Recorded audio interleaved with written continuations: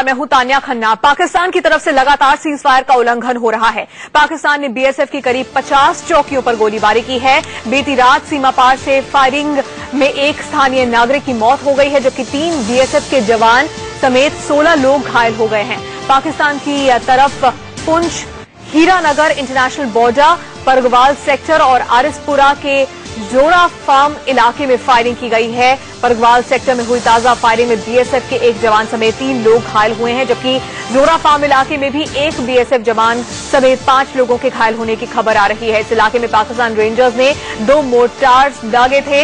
हालांकि बीएसएफ की तरफ से भी पाकिस्तान को करारा जवाब दिया गया है।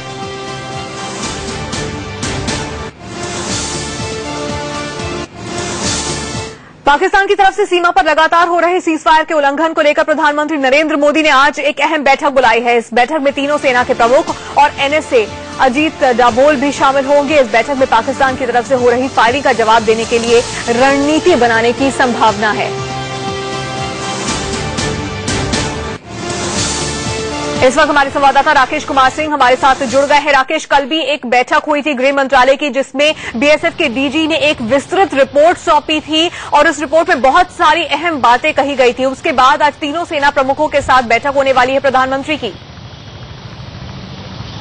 देखिए तान्या, जहां तक सीमा पर जिस तरह से पाकिस्तान की ओर से लगातार सीज फायर का उल्लंघन किया जा रहा है और कुछ देर पहले बीएसएफ के डीजी से मेरी बातचीत हुई, उन्होंने साफ तौर पे कहा कि कल 8 बजे रात से 9:30 बजे तक कई जो भारतीय जो बीएसएफ के जो पोस्ट हैं उन पर भारी गोलीबारी की गई, जिसका बीएसएफ ने कड़े तौर पर जवाब दिया उसका। लेकिन जहां तक बात है कि जिस तरह से प्रधानमंत्री पूरे मामले पर नजर रखे हुए हैं और एनएसए उनको लगातार ब्रीफ कर रहे हैं। आज जो है एयरफोर्स का एट होम है और उसमें तीनों सेना के जो प्रमुख हैं वो प्रधानमंत्री से मिल सकते हैं, वहां पर बातचीत हो सकती है।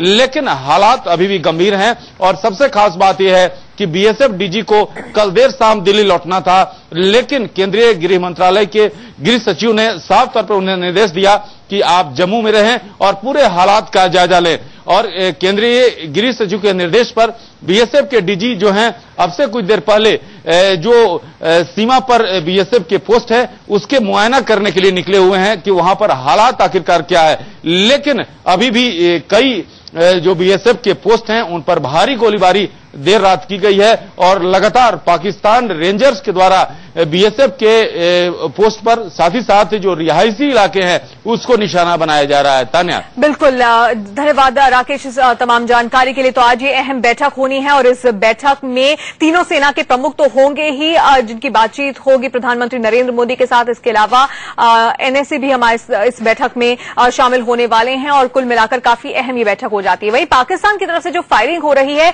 उससे वहां के जो तमाम इलाके हैं, जो सीमा से लगे हुए गांव हैं, वहां पर दहशत का माहौल है। लोग अपने घरों को छोड़ने को मजबूर हो गए हैं। सांबा सेक्टर में सेना कैंप कर रही है और आप तस्वीरें देख रहे हैं कि लोग अपनी जान बचाने के लिए किस तरह से परेशान इस वक्त नजर आ रहे हैं। बहुत खौफजदा हालात है। हमारे बच्चे चिल्लाते हुए गांव से निकले हैं, जिसको जो मिला पैदल भी लोग हीरानगर तक मतलब चकड़ा तक जो है लोग पैदल भी भाग के आए हैं। हमारे वहाँ पे फायरिंग शुरू होगी तो जैसे हमें वहाँ से पता चला कि फायरिंग हो रही है तो हम वहाँ से आ गए। बहुत ज्यादा फायरिंग हो रही है अभी, वहाँ से बड़ी मुश्किल से आए हैं हम। मोटा फायर होने लगा तो जनता जितनी भी है वो डर के मारे भाग आई। जो भी ट्रैक्टर ट्रैली मेट्रो उधर खड़ी थी उसमें बैठ के कई आर जाड़ में आ गए हम। और इस वक्त हमारे साथ जम्मू से हमारे संवाददाता अजय जांडियाल जुड़ गए हैं। अजय, सबसे पहले हमें ये बताइए कि सीमा पर इस वक्त मौजूदा स्थिति क्या है?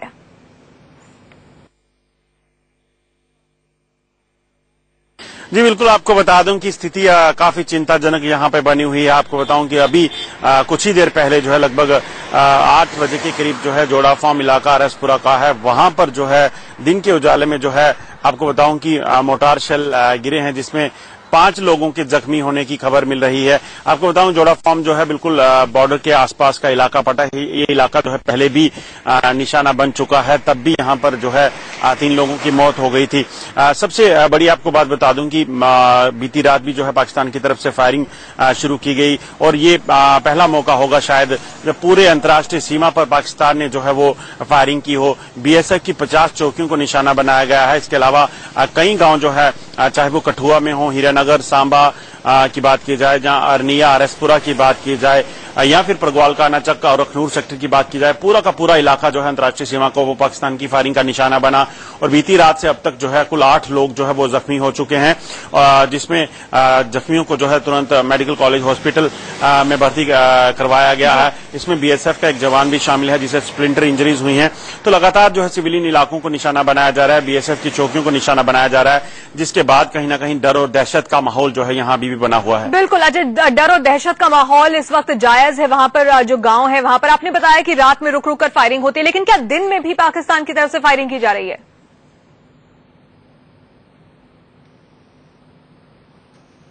जी आपको बताऊं कि अरनिया की अगर बात की जाए तो अरनिया बीती रात भी निशाने पे रहा। अरनिया में जो है टाउन में बिल्कुल जो है वो फायरिंग की गई है। पुलिस स्टेशन को निशाना बनाया गया है। पुलिस स्टेशन अरनिया को टारगेट किया गया है, जिसमें एक मोटार शेल वहां गिरा है, जिसमें जो है उस बिल्डिंग को भी, पुलिस स्टेशन की बिल्डिंग को काफी क्षति पहुंची है। ये है कि पुलिस के जो लोग थे वहां पे जवान थे उन्हें इंजरी नहीं हुई है, मगर कहीं ना कहीं दहशत पूरे इलाके में जारी है। सिर्फ अरनिया ही नहीं, हीरानगर भी बीती रात निशाने पे रहा। इंडिया न्यूज ने यह खबर भी चलाई थी कि पूरे इंटरनेशनल बॉर्डर पे हाई अलर्ट किया गया है। पहले ही से खबर लग चुकी थी खुफिया सूत्रों से कि इस बार जो है इस रात बीती रात जो है वो निशाना बनाया जा सकता है हीरानगर।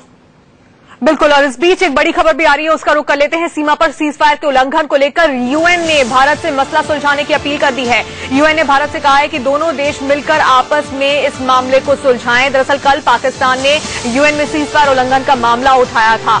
हैरानी की बात है कि खुद सीज फायर का उल्लंघन पाकिस्तान कर रहा है और खुद ही यूएन में इस मामले को कल उठाया गया था। और अब यूनाइटेड नेशंस की ओर से भारत से अपील की गई है कि दोनों देश मिलकर आपस में इस मामले को सुलझाएं। सीमा पर सीज फायर के उल्लंघन का ये मामला है और अब यूनाइटेड नेशंस की ओर से भारत से अपील की गई है कि इस मामले को सुलझाया जाए।